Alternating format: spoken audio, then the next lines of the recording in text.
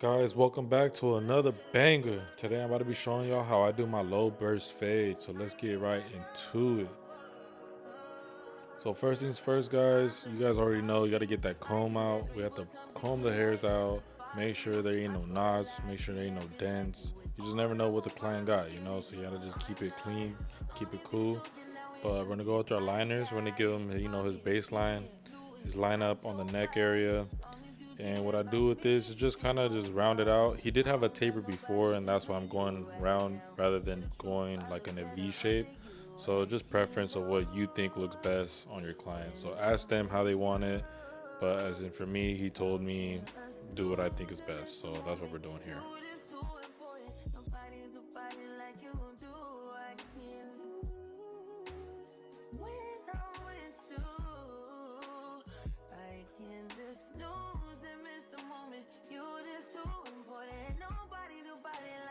And of course, guys, we're gonna follow it up with that shaver. Just gonna get all the stubble out and just make sure that lineup pops up a little better than just the liners.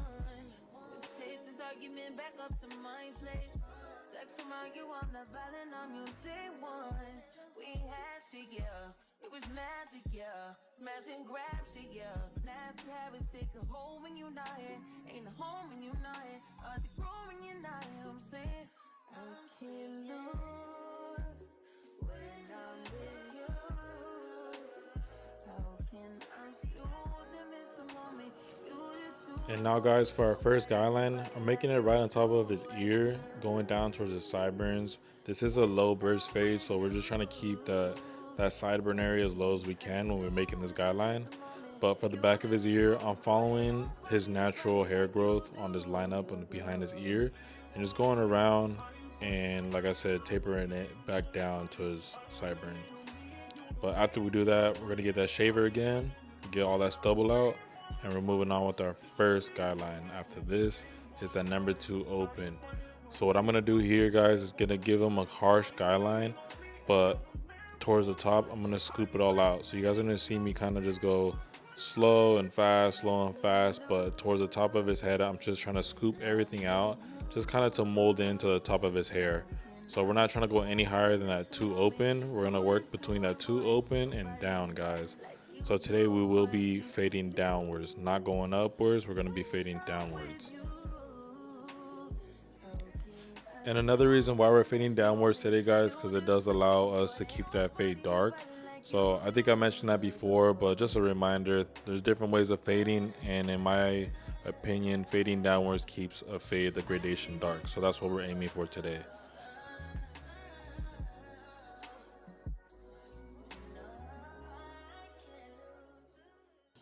And now after doing all that, guys, we're gonna go straight in with our no guard open. We're gonna make our first guideline.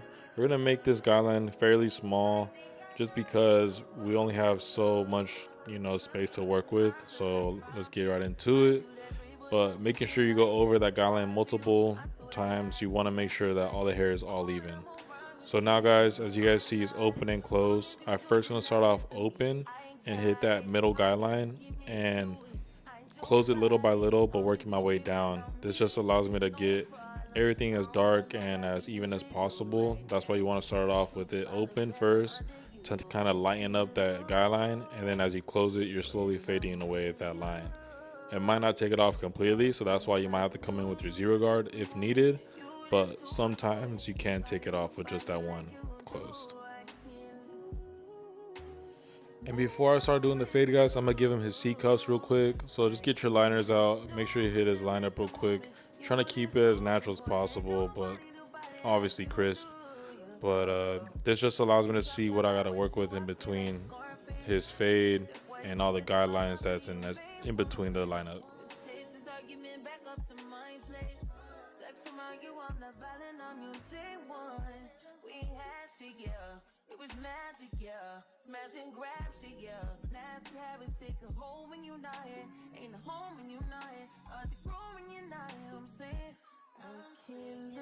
And now, guys, with our zero guard, we weren't able to take off that guideline with our number 1. So here we are going to follow it up with our zero guard. Obviously, first starting it with it open, and then as we slowly taking it away, we will be closing that notch little by little just to get the whole fade out. But here I am again, guys, with my number 2. I'm just gonna try to mold in the top of his hair again, giving a little more detail, so do as needed. But now with no guard, all the way closed, we're gonna be taking off that first initial guideline we had made, guys. And as I go up, I'm trying to open up that guard or that lever little by little, just so we can keep that fade dark as we can.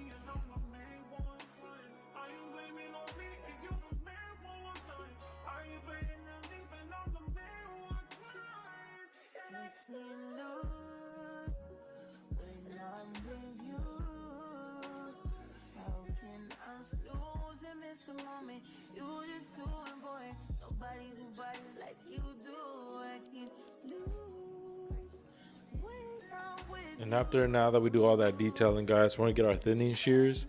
Like I said before, guys, thinning shears changes the game. So make sure you guys get yourself a pair of these. These guys will help you out with making guidelines, disappear and getting some bulk. Just thinning out some bulk that's not necessary in a haircut. So make sure you get some.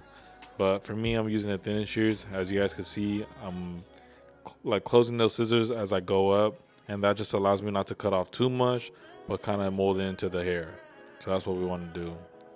And I'm going into more little detail with our liners. Our liners are 0 gap, so they will get closer than a regular clipper. So just make sure you guys are careful what tools you are using. But here I am again with my thinning shears, trying to get all that bulk area to smoothen down and just make another smoother transition.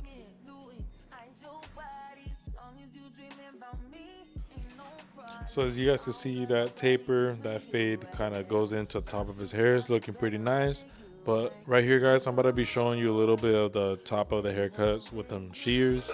So some shear work up top. I'm not really doing step-by-step or explaining what I'm doing here. So if you guys do want to see that, let me know in the next video. I'll make sure I'll cover that up. So this is just a little speed clip of, the little bit of work that I did up top.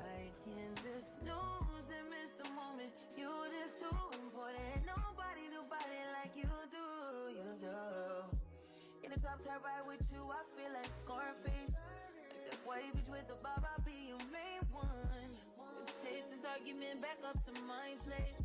Sex remind you I'm not violent on you day one. We had shit, yeah. It was magic, yeah. Smash and grab shit, yeah. Nasty habits take a hold when you're not here. Ain't a home when you're not here. The room when you're not here. I'm saying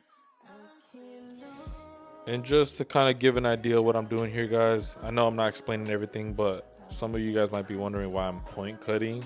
This is what I'm doing just to kind of give it texture.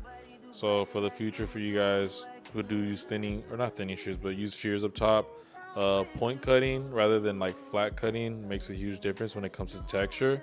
So that's why you guys see me do that. Just a lot of point cutting. It's cutting it all even, but not as even if you were to use just like a flat, straight across cut. And what this does is like gives it volume, it gives it texture. So later on, when your client wants to put some texture powder or whatever they use, they have a lot of texture and a lot of hair to like mess with, But this is it for this video, guys. Thank you if you guys stayed watching this video this whole time. If you guys did learn anything, hit that like button, that subscribe button. It does make the channel, grow, and it helps me out. So yeah, take care. I'll see you on the next one, and stay tuned on to the next video.